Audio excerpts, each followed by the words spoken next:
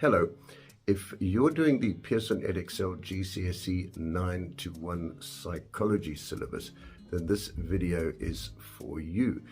It concerns the language and communication topic. And it's about a study done by psychologist Dr. Masaki Yuki on the differences in using the eyes and mouth as cues to recognize emotion in different cultures. Dr. Yuki is a social psychologist known for his research on cultural differences in social perception and communication. The study we're looking at was done in 2007, and it was titled, "Are the Windows to the Soul the Same in the East and the West? Cultural Differences in Using the Eyes and Mouth as Cues to Recognize Emotions in Japan and the United States." Let's begin by looking at the background. Previous research has suggested that people from different cultures may focus on different parts of the face when interpreting emotions. Yuki's study aimed to investigate whether this was true for Japanese and American participants. So the aim of the study was to examine whether Japanese and American individuals differ in their reliance on the eyes and mouth to recognize emotions in facial expressions. And the hypothesis was that Americans would make more judgments about emotions by looking at the mouths, and the Japanese would be affected more by the eyes. To do this, Yuki and his team got participants from Japan and the United States to look at computer-generated faces displaying various emotions. The faces of the emoticons were manipulated so that the eyes and mouths could express either congruent or incongruent emotions.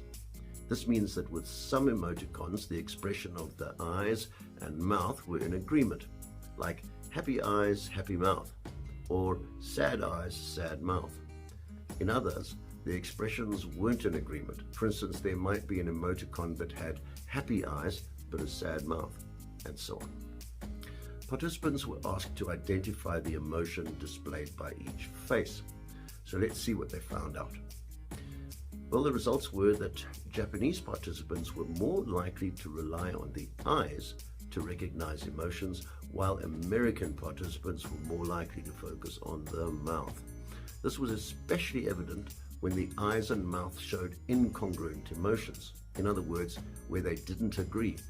So if there was an emoticon with a sad mouth and happy eyes, the Japanese participants would tend to say that it was a happy face because they were looking at the eyes, whereas Americans would generally say that it was a sad face because they were looking at the sad mouth.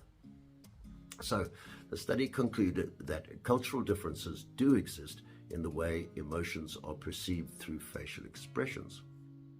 So what about the strengths and weaknesses of this study? Firstly, the strengths. Number one, the study contributes to the understanding of cultural differences in nonverbal communication. A real-world application is that Japanese and Americans doing business with one another can be aware of how to read each other's emotions through facial expressions and therefore understand one another better. And number two, the study used computer-generated faces that were the same for all, allowing for precise control over the emotional expressions displayed. And that also meant that the study could be replicated. Now to the weaknesses. Firstly, the study focused on only two cultures, limiting the generalizability of the findings to other groups.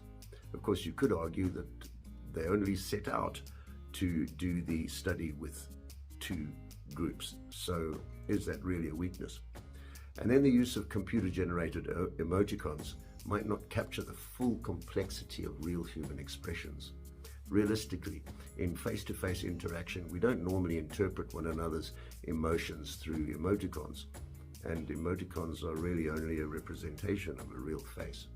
But overall, Yuki's study provides valuable insights into how cultural background can influence the interpretation of nonverbal cues in facial expressions. Hope you found that worthwhile. Thank you for watching. Bye.